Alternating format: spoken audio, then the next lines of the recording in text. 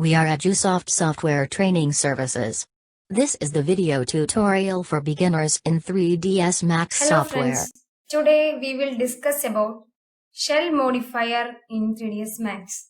The shell modifier gives thickness to an selected object.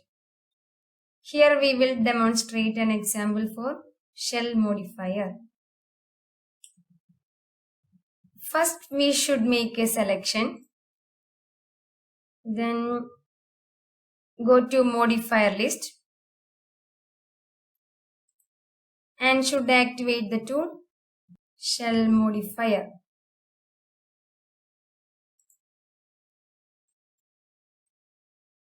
Under parameters tab, we can define inner and outer thickness amount.